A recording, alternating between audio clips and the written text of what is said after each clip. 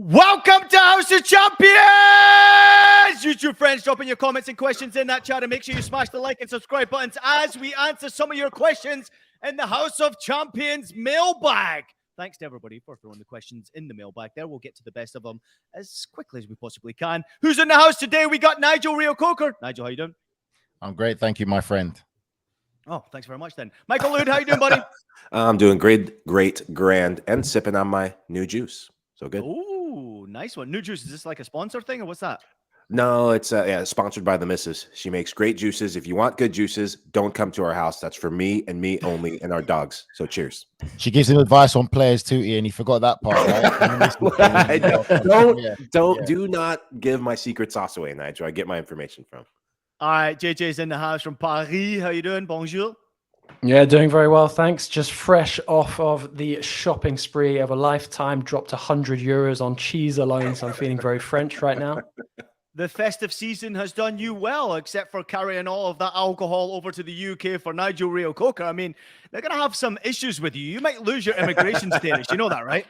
Yeah, I mean, he's going to have me loaded down like a pack horse. It's going to feel pretty humiliating. Like, I'm going to be there with pulling this Santa sleigh full of cognac, wine, and all the goodies. But no, it's all worth it just to see the smile on his face.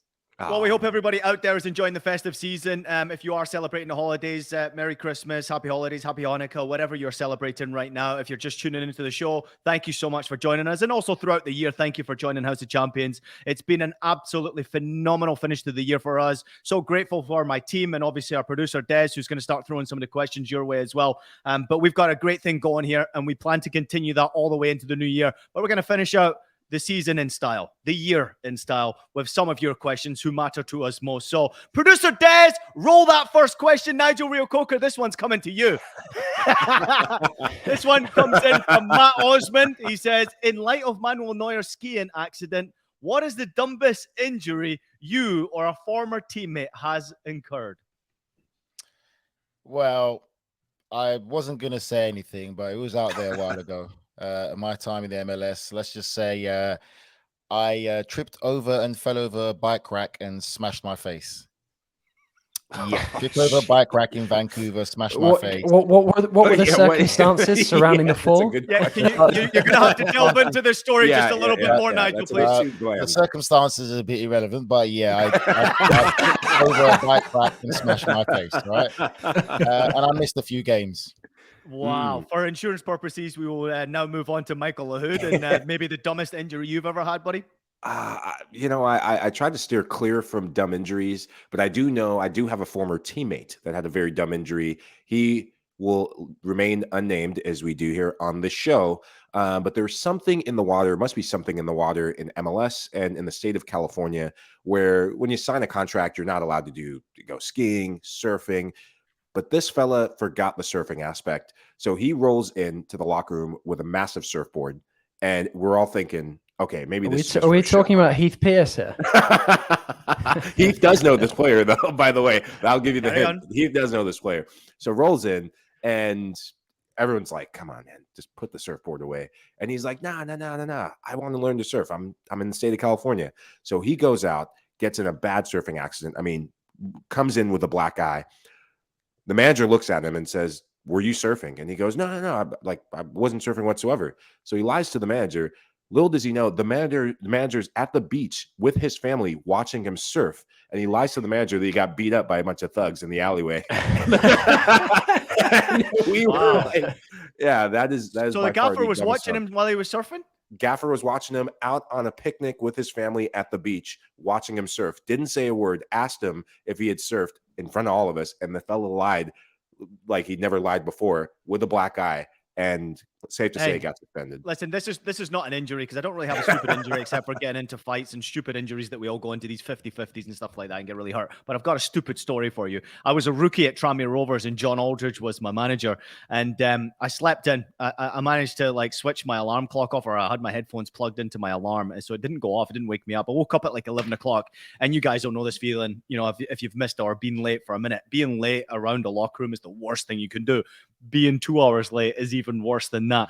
I rolled up to the training ground. I was a rookie. Remember this. I was a kid. I was a YTS. I rolled up to the training ground and Gaffer goes and says, come see me later on. Go into his office. And he says, where were you? I said, listen, I'm really sorry, Gaffer. The car broke down on the way. You'll never believe it. Car broke down. Engine just started smoking, all this stuff. I'm making this up, but let's go. And he goes, Ian, you bought the car brand new last week, so stop your BS, will you? I literally just bought a brand new Renault Clio. It is fresh off the rack. Like, there's nothing wrong with this car. I even drove to training in this Clio as well, still polished and everything like that. He fined me a week's wages. Let's just say that I was never, ever late again for anything in my life after that one. JJ, what about you? I mean, obviously you're traveling around, you're covering games. For sure, there has been a drunken night or two with you when you've been going around Paris. You must have had an injury or two that you're embarrassed about. I mean, there's definitely been plenty of embarrassing and awkward evenings and potentially alcohol-related injuries. But I think sort of in terms of some of the most stupid that I can remember, I mean, obviously as a Villa fan and, also as a journalist, you kind of remember the ones that are sort of outside of the box. And the one that I always recall as a Villa fan was when Vassell drilled through his own toenail to get to a blood blister, infected the toe, had to have the nail removed. I think he must have missed literally like 4 weeks, 6 weeks of the season. But like, I don't know. My brain can't compute how, as a professional footballer, you would actually take to like a part of your own body with, a household appliance like that. Not even a household appliance. Like you a can, tool. JJ. I mean, can you just imagine it? Well, I can't. An electric. Yeah, no, you can. You can, because you've worked around footballers enough to know that they're not all of them are smart. Yeah, a night out with Nigel, and you realise that footballers maybe mentally are not all they're cracked up to be. Man. NRC's taking his lumps. At least he looks good though on that dance floor. At least he looks good on that dance floor. All right, producer Des, throw in that next question. Let's get after it. What we got? All right, here we go. This one comes in from Kyle Hewitt. Who do you all think should be the manager for the 2026 US men's national team? 26 we're talking about, Michael. Let's go with you. Oh, I'm going Jesse Raymond. Raymond's not his actual middle name, but Jesse Marsh. That's who I'm going. This is after a few years. This is after a few years of keeping Leeds in the Premier League and doing the unthinkable and getting an EFL championship, EFL Cup to his name, and then walking out in a blazing light of glory and going to the US men's national team, all in the name of pissing off Nigel Reo-Coker. AKA, what you mean by that is when he gets fired in about 6 months' time, he's going to be looking for a job. JJ, who do you think? I mean, on the outside looking into the US national team, you've been working around the United States long enough to know and recognize who could be the next candidates. Who you got? Yeah, I mean, when Elon Musk said the other day, like, he'll step aside and someone can take over Twitter when there's somebody crazy enough to replace him. I think you'd have to have like a similar level of crazy to want this job at the USMNT. No, I'm joking. I know that there's this narrative already that I'm like ridiculously biased against the USMNT because I didn't put them in my power rankings the other day. I mean, honestly, I still stand by that prediction. And I think Nigel and I were talking about it on the show not that long ago, or we floated the idea. I know he's going to stick around for the England job at least until the Euros. I don't think that England will win the Euros in 2024. And at that point, I see Southgate leaving. I think Southgate would be a good get for the USMNT. I know he's not familiar with the MLS, but, I think that, he could learn. And I think he's got the right approach to sort of building a group of players that the USMNT might need for somebody else like a Marsh, perhaps a bit further down the road to benefit from. NRC? I agree with JJ. I really do. I think Southgate will be a great fit.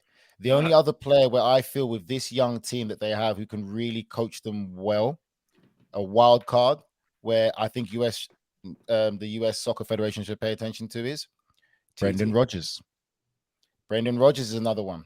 Brendan Rodgers, I feel, for me, if you look at his track record, the clubs he's coached, how he coaches these clubs with the young talent that they have to educate them to be great footballers in the sense of football education, Brendan Rodgers, I feel, will be a good fit for the US national team.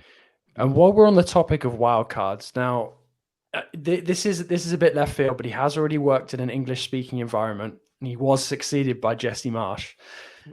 What about? I'm being serious. What about looking into the possibility of getting Bielsa? Now, why do I say that? Because Bielsa's tactics, I think, would work well in tournaments. I think it works better in tournaments than over a long stretch in a league season. And also, you have to be athletes to be able to really thrive in Marcelo Bielsa's system. Yeah. And I think, it would be a challenge for some, but I certainly think he'd be able to get a lot out of that group of players. I like the Jesse shout. I think that one's more realistic than a Bielsa. I do like the point because tactically, if you look at the players and the group of players that they've got, they are skillful. There are some really good players there. There's no doubt. But where are they going to have success? It's going to be reaching their full maximum athletic potential. If you're outrunning and out battling teams, it's going to make it much more difficult. I mean, let's take Morocco, for example. Difficult to score goals against. They run like crazy. They fight for everything. So you need to be along that way of lines. Just got to throw a name out there. Absolutely no chance of it hitting, but I'm just going to throw a name out there because I think it would be pretty cool. Pep Guardiola. Ooh. No chance. No Why chance. not? Nigel, if he leaves Manchester City, where's he going? Brazil. Brazil. Brazil want him. Brazil want him. Brazil want him. There's no chance he's going to Brazil. He's been there. But listen, there's articles coming out already for Brazil doing the first thing ever not to have a Brazilian manager. Pep Guardiola is the top of their list. The only thing he's going to Brazil for is Carnival, and that's it. No. That's the only reason he's going to that country. He spends a lot of time in Brazil, Michael. I'm telling you. Are we talking about Nigel? Are we talking about Nigel? Are we talking about Pep Guardiola? We've lost Nigel for a month. Where is he in Real? No, Pep Guardiola. Got himself glittered up with some butterfly wings. Look at these. Anyway, he does spend a lot of time in Brazil. And there is talk of Brazil for the first time going with a non-Brazilian manager because of their struggles with European side. I'm telling you, Pep Guardiola. He spends time here in New York. He's got an apartment in a city. He spends time everywhere around the world. He's got bloody money coming out of his ass. Yeah, but that's your look how dangerous it's been reading into all of the Messi spends time in Miami stuff and then people getting damaged when it looks like he might stay in Europe. I'm telling you, Pep Guardiola is the number one target on Brazil's national team list. And how could he turn down Brazil to manage the most? How could he turn down the US? How could he turn down the US? What's the US done on one? He gets to work with Christian Pulisic. What better job is that? The obvious question is how could he turn down a couple more years at City on the wages he's getting? Yeah, because he's going to win the Champions League, win the Premier League, and then move on. He's got to look for a new project after the Champions League. Stop putting that crap out there. Next question, Des. All right, producer Des, throw up the next one. Here we go. This one comes in from Massimo Carbino, 421-1.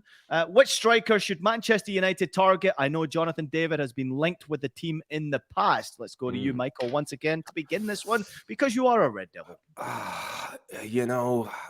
I think the likes of a Gonzalo Ramos from Benfica, I think he'd be a good fit for a Premier League side like United because he can link up, he can score his own goals, and he works his socks off. But man, I think the player that I'd love to see, just the version of him that plays for Brazil, Richarlison. I think he's got that SOB sort of vibe. You don't mess with him in the final third, and he will be motivated to make a bigger name for himself than he already has at Tottenham. Don't see it working out with him at Spurs. Haven't you already got Martial to score you like 2 goals in the half season? And then disappear? Yeah. I'm just going to say, this is why Manchester United are the way they are, because they've got fans like Michael who are absolute crap and just talk absolute nonsense. That's why I'm not surprised. Like, Manchester United fans have no sense nowadays because of Michael's comment. Osimhen is the striker that Manchester United need. Eric Ten Hag wants to play high press, high energy. Look how hard he works at Napoli. Look how he presses and look how he scores and finishes goals. You've got the ability to be dominant in the air and he's great with his feet. Osimhen is the striker that Manchester United can have that will get them the goals that they need and work perfectly well with what Eric Ten Hag wants. Eric who? Eric Ten Hag. She's not German. And I think he said Erica Hag. I mean, mine's going to be a bit unimaginative because I know they've been linked with him already, but I do think he's another Ten Hag compatible player, and that's Gakpo. After the World Cup that he had with the Netherlands, I think the fit is the right one. I think Gakpo is somebody as well who he still has a lot of room for improvement. The ceiling's high, obviously, but I think when he makes that next move, he really needs to go somewhere where he knows that the coach is going to believe in him. And I think going somewhere where, like United, where Ten Hag knows his game already and knows how he would want to develop him, I think that would be a smart move for him. Because let's face it, it's not going to be just United going in for him. And with regards to Jonathan David, quite quickly, obviously the World Cup didn't go the way that he wanted. He's been in better form so far this season for Lille. I just still don't quite see him being at that kind of elite level that I think United would hold themselves to. Certainly now, now that Ten Hag is there. So for me, I think it would be more likely to be a Gakpo. I just don't see United being that strong of a pull anymore. And it's unfortunate. Listen, I've grown up watching Manchester United, and I think it's difficult for Manchester United now to get the best strikers in the world. They're not looking at United anymore. They're looking for managers. They're looking for opportunity to win trophies. And United are so far away from that right now. It's not even guaranteed that they're going to be in a Champions League football next season. So it's very difficult for United to bring in the best players. Great stuff, as always, boys. Let's take a quick break. More to come from us when we come back. Ian, who are you saying then?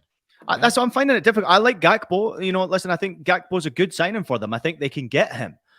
But he's not someone who's going to change the game for them. Yeah, I see him in the mold of an Anthony Martial, as JJ just pointed out. Anthony Martial, me, is a very good player. Very good player. But underperformed, as far as I'm concerned, at Manchester United. And he's so up and down with his consistency. United need to do better than that. United need to find consistency with strikers, and I just don't see it. So Nigel made the best recommendation in Osimhen. Thanks, Ian. Love Osimhen. Love Osimhen. But you're not getting him. He's not coming to United, though. That's not realistic. Not getting him. That's not my problem, is it? Okay. Actually, I have like a left field suggestion. I know he's kind of dropped down in people's estimation in the last couple of months, but Vlahovic is the kind of guy who will be on the market soon because of Juve's situation and who United might actually be able to snare.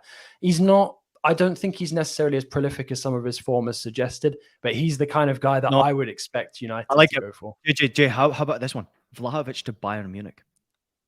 You've said that before. Ian is just so committed.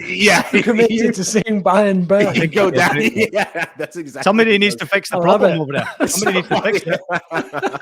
It sounds like Pavard is going to bring the house down for you on his own. All right, let's get to break. More to come from us when we come back. House of Champions. We'll be right back after this short break. More from the mailbag. Don't stop watching. Christian Pulisic. Outstanding from the American. All skill, all class, and all American at work across the pond. Pulisic finds the net. The UEFA Champions League. Stream Chelsea matches live February on Paramount Plus. Well, don't stop watching the world's best soccer stream every match of the UEFA Champions League live on Paramount Plus. It's soccer's ultimate annual competition, not for country, but for clubs. So sign up today for 50% off an entire year using the code ALLYEAR at paramountplus.com/sports. Welcome back to House of Champions. We're going through the mailbag. We got Nigel Reo-Coker, we got Michael Lahoud, and we got Jonathan Johnson in the house today. Producer Des, throw up the next question. Here we go from Rafa, one of our favorite viewers of the show. By watching the World Cup and celebrating the final as the best of all time, are we all complicit in Qatar's sport washing scheme? JJ, I'm going to start with you. Guys, my connection's breaking up. I'm going to have to get back to you in a few minutes. No, I mean, honestly, this is kind of the point of sports washing, though, is it not? Like, you basically take a product that is so indispensable to people. You know that they're not going to be able to turn away from it, no matter sort of what it's being associated with. Because it's something that people can't do without. There's no way that everybody in the world is ever going to turn their back on a World Cup. There are always going to be people, watching it. I mean, my belief in terms of sort of the whole idea of the best World Cup is every World Cup is the best World Cup since the last one. It's that recency bias. It's that excitement that it generates when it comes around every 4 years. But there's a reason why football clubs, football competitions now, are targeted for this kind of thing. It's because it's something that people can't do without. We can't do without it. Could we imagine, a World Cup coming around every 4 years and not, watching it, tuning into games, wanting to discuss it? For me, I have a very difficult time, imagining myself, actually sort of being in the position to boycott it. Why? Because, I live and breathe it. I couldn't imagine going through even a month in my life, like not waking up and wanting to, check what's going on in the footballing world. As much as the missus would love for me to take that much time away from football, it's just not going to happen. Can I just jump in, Mike, real quickly? Yeah, Nasser El Khalifi has trained Jonathan Johnson very well indeed with that response right now. We appreciate you, Nasser. I mean, JJ. Go ahead, Michael. That is brilliant. I wouldn't agree with that sentiment of being complicit in the sports washing, just because there's a love affair that happens every 4 years with football. And if you're a football fan, sports is bigger than whatever it is that's happening, and sports unites us. And over and against all odds, looking at how this tournament started, the fact that the final ended the way it did, that was a gift for football fans, for all the rubbish that was going on to start the tournament, the rubbish behind the scenes, the fact that we were all brought together by an amazing game. And when I walk away from that final, I think of a famous quote in Hollywood and in movies: "Are you not entertained?" At the end of the day, this game entertained all of us, whether you're Argentinian, French, English French as JJ is, or Marseille's newest, biggest fan as I am. You were entertained. And I think this tournament and this final was the best thing that we could have asked for at the end of the day. Well, I'm going to the same answer that JJ went to. Next question. No, I think it's honestly, for me, I look at it in a different perspective, in the sense of, I always say to friends and close friends and family of mine, is control what you can control. We had no control in the World Cup being held in Qatar. And realistically, it's not the first time that politics and things that people wouldn't really like to happen took place. And it's not the first time it's been a controversial World Cup. But we had no control in that. And it's just because of the love of the game and what the World Cup can do that we watch it. We love it because of what it does, what it brings, friends, family, conversations. And it's the one sport in the world that unites the world. I'm not saying that this World Cup united the world. And for me, again, I wouldn't say that this is the greatest World Cup. I would say that it's probably one of the greatest finals ever in the World Cup. I wouldn't say it's the greatest, but you talk about, like Ian said, every World Cup is the greatest. I still think about 1994, Brazil-Italy final. You talk about the French fight, the France World Cup that happened in France. 98. And 98. What year was that again? 98. 98. So there's so many that still, as a football fan, they really stick to me because of how amazing it is. And I will remember this World Cup because of the final. But I don't feel that we're complicit to it, because, again, it's not something that we had control to have this World Cup held there. So I always say control what you could control. I mean, I think we've spent time as well looking at what's been going on during the World Cup, and we haven't always been glowing about it. I think we've tried to keep it as real as we can on this podcast, talk about stuff that we haven't liked as well as the stuff that we have liked. I mean, at the end of the day, it was inevitable that we would appreciate the football being played. I mean, okay, it's not a World Cup where every single game was a classic. There were a lot of 0-0s in the group stage, but there was also some good football played. And I don't think that we, at the end of the day, shirked some of the important topics. I know we've had a number of difficult questions to answer throughout the World Cup, and hopefully we've done our viewers and listeners justice by trying to actually sink our teeth into it. But yeah, I'm sensing producer Des has got something. Wow. Look at the pants. The salmon Jesus shorts, Christ. Yeah, well, if you Look just at want to the make sure salmon. that you make a first impression, that's probably the way to do it, JJ. Do you want to know do you want to know the at funniest the thing about every time I go to Parc des Princes and there's a possibility of running into Nasser El Khalifi, he will always remind me. He's got a great memory. He will always remind me of the salmon shorts that time. This is the day that PSG unveiled Neymar's signing. I passed on the interview, the exclusive interview, to a colleague. So I thought I was just going there to swan about, enjoy the day. And then when PSG asked me if you want to, go and speak to him, obviously I wasn't dressed for the occasion, but anyway, there we are. Me with my colourful Vans and my salmon shorts. I'm more impressed by gone the down calves. in. Look at them calf muscles. I'm kind of like that. I'm like that meme of like the half-drawn horse that's got the great like lower half and then the completely terrible upper half. It's a great picture, JJ, and a great point from all of you guys there. Not an easy question to answer at all. Very difficult. And in many ways, you know, what I see the World Cup is obviously very unfortunate. The story surrounding this World Cup, the amount of deaths taking place to actually grow and build these stadiums, which was really disgraceful. And it's some type of topic that needs to be discussed, which we did do on our show throughout the World Cup. We didn't shy away from any of the difficult questions. We answered them open and honestly. And I don't think we'll ever see a World Cup like this ever again. Maybe there's a potential of a Saudi Arabian World Cup coming in. I'm certainly hearing the rumors about them making this push for the World Cup. But to see a World Cup in such a compact space where stadiums are within close proximity of one another, that's very unique. It's very different. And it really is a one-off. We all know what happened with FIFA in this decision to put the World Cup. We've all seen the stories and we've all read it. Very, very disgraceful. And FIFA holds, in my opinion, a lot of responsibility for a lot of those deaths that took place when it comes to building stadiums. But if anything, what this has done, it's created an awareness to all of us who are in our little shell in a world where everything's perfect and we can live freedom, we can say what we want, we can do what we want. And this state World costs Cup, a normal price.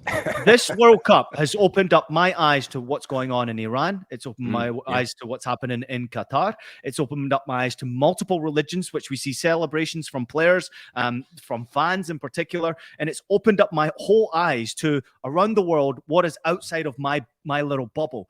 And if anything, it's wanting me to try to make the world a better place, to try to educate myself around different stories about other parts of this world, and try to also educate them as to how we live our world. I don't want to change many people, but I certainly do want to see rules and regulations in other parts of the world when it comes to religion, when it comes to rules, when it comes to, you know, feminism or, homophobia, things like this, that in my opinion is a really important part of my life. I fight against discrimination, all kinds of discrimination. So whatever I can do, and we must not shade away from the fact what happened with France and the players missing the penalty kick, and then racism comes back into play again. You've got England taking a knee. This World Cup, in my opinion, has showed me that everyone's still got a voice. They're all trying to use soccer as a place to demonstrate.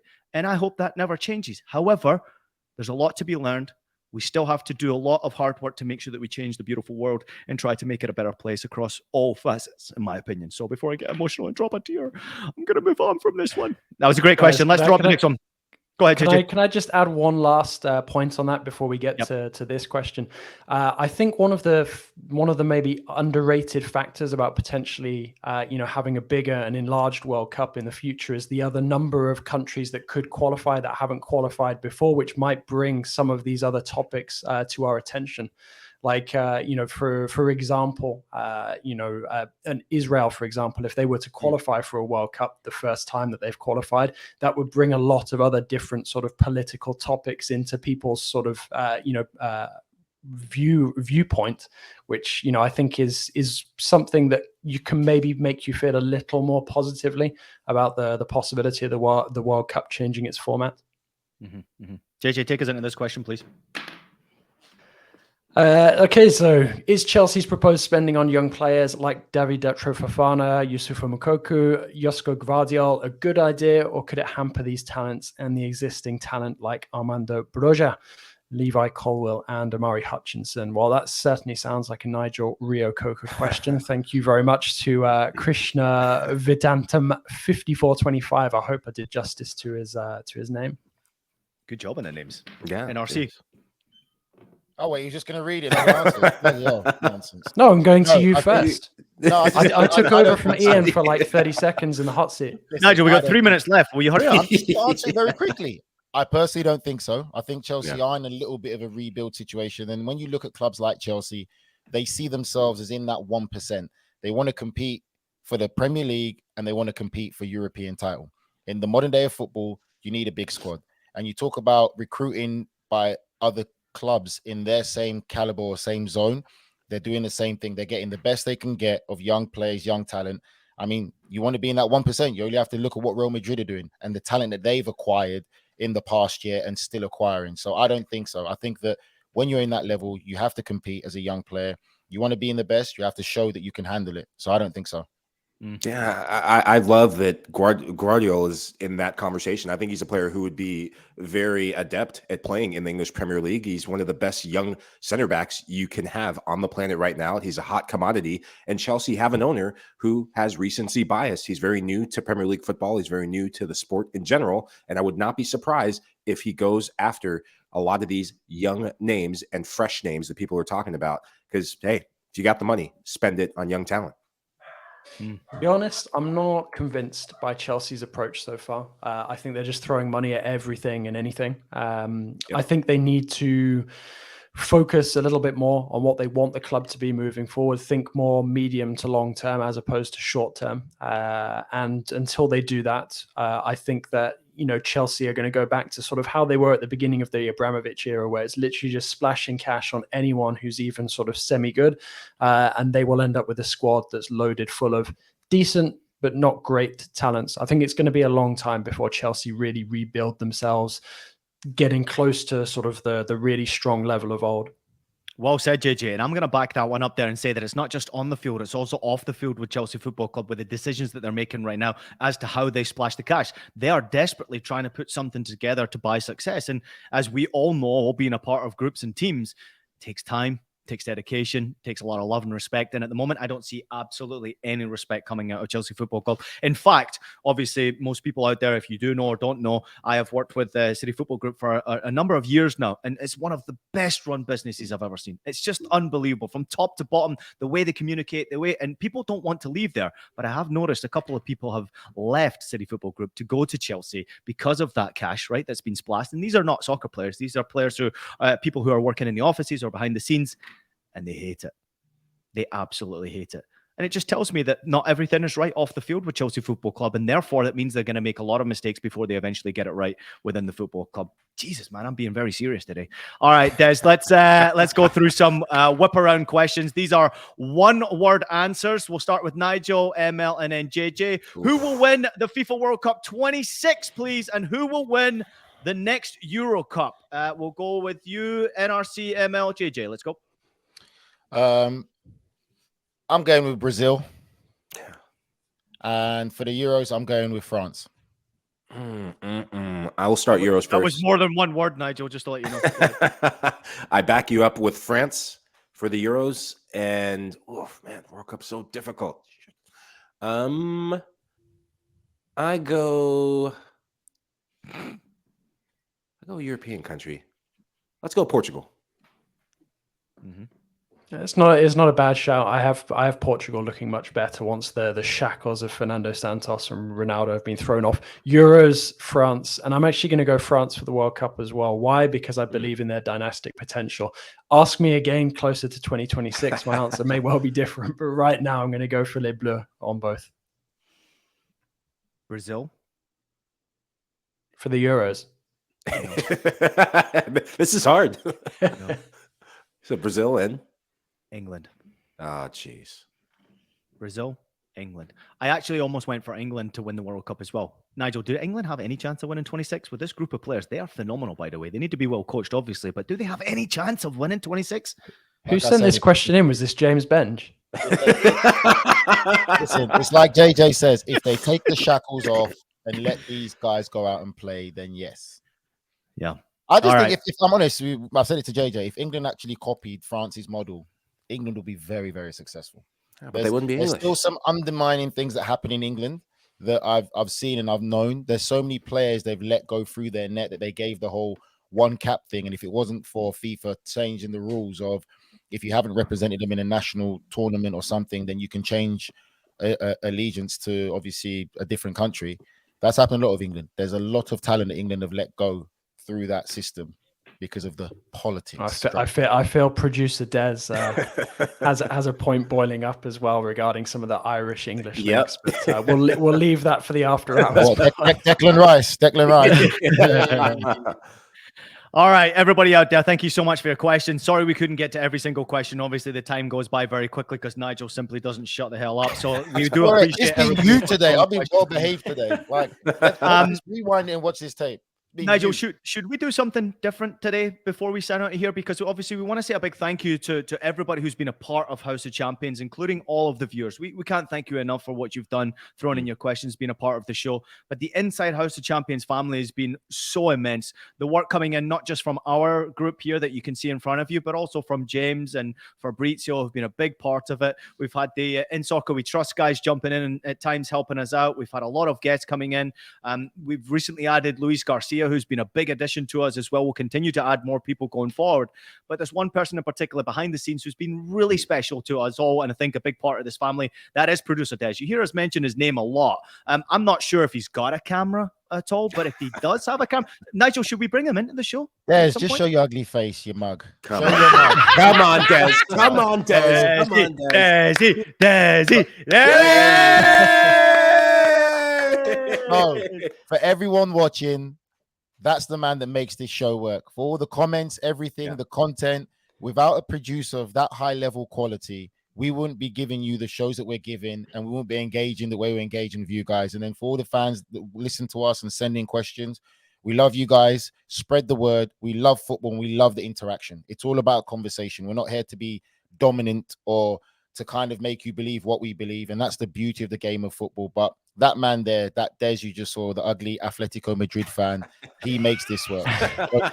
Feel free to shout him out also.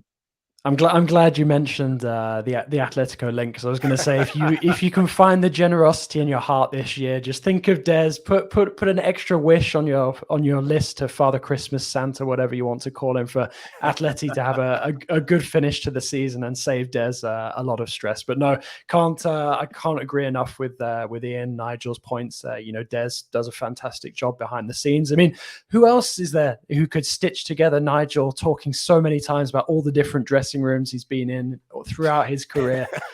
No, Des does a fantastic job. He is the glue that holds us together, and really, it's fantastic. Not just meeting Des as well, meeting all of you guys. Well, Mike aside, but Mike and I met up in Europe before Brooklyn. But actually getting everyone together in Brooklyn, it's something that, sadly, because of COVID, hasn't happened enough since this project started. But looking forward to many more opportunities to do the same in the future. And fingers crossed in 2023, we'll have a few fun things lined up for you guys to enjoy. Yeah, it's well said from all of you. And when I think of this group, when I think of House of Champions, I think of Des, and the word family comes to mind. You hear a lot of networks talk about family, and Des was the first person to welcome me into the CBS Sports family through House of Champions and what we have today. And I wouldn't know all of you or any of you, from our viewers to all of you as a team, if it wasn't for Des. And so I'm grateful for you, Des, for what you've done personally for me and including me and some of my crazy antics, crazy thoughts. I do think Portugal will win the World Cup, NRC. We'll talk about that later. And England will not win anything ever. But that aside, Des, none of us would be here if it wasn't for you. So as Ian, you always do, just want to golf clap for you because you're the man. You said family right there, and often at times he's an unwanted brother to me because he does text me at random times of the day just to ask the most ridiculous questions. But I do appreciate Des, and I think it was important to give him the shout out for what he does, the hard work that he does to put House of Champions together. Without him, and also going back to LME days with Que Golazo, I mean, this is all kind of bled into House of Champions, and we cannot forget the hard work that was done from Luis Miguel Echegaray before coming into House of Champions all the way through the year. So we really applaud all his great work, and now it's House of Champions. We're continuing to move on and progress to 2023, and we hope it's going to be a year where we can get everybody together to really embrace us in person, and we cannot wait for that to happen, and producer Des will be making it happen for us. To everybody out there, thank you so much for all your questions, for being a part of our show, for joining in, for our new followers as well throughout the World Cup. We thank you so much. From all walks of life, from everywhere across this globe, people have been tuning into House of Champions and making record numbers happen for our show. We cannot thank you enough. Make sure you follow all of the guys on their individual social media platforms. JJ, all of his articles across CBS Sports has been phenomenal to watch and track. Make sure you follow him intensely because he comes with some of the best news, as we've already spoken about before, out of Paris. So he is, of course, dealing with a lot of the stars. Nigel, of course, a great addition to our team with what he has brought, his honest opinion. It is so unique and so raw across the landscape now in media. You just don't see people like Nigel, and they are a lost art. He was like that as a player, We call him the That was effing worse. terrier as a player on the pitch. He's a terrier in the House of Champions as well. And ML bringing his just cool, suave attitude, his lovely hair, and now his wife's juice to the show as well. We appreciate you, ML, for everything you bring, your honest opinion, and the way you calmly bring us back down to earth talking about Manchester United. We really appreciate you all. James Bench for, of course, bringing great content, and Fabrizio as well. It's a great team we have here, but it doesn't happen without you, the guys who are viewing, subscribing, and sharing this show. Continue to do so, please, for us, because we are continuing to get bigger and better and bringing you more and stronger content. So make sure you continue to do so. And as I mentioned, make sure you continue to leave us a rating and a review on your favorite podcast platform. Also available on Apple Podcasts, Spotify, Stitcher, and anywhere else you listen to your podcast. Also available as video. So subscribe to us on YouTube. Happy New Year, everyone. Enjoy the new year. Enjoy time with your loved ones. We appreciate you. I appreciate my family. Everybody, look forward to catching up with you in the new year. We are just getting started. Thanks to everybody. Happy New Year.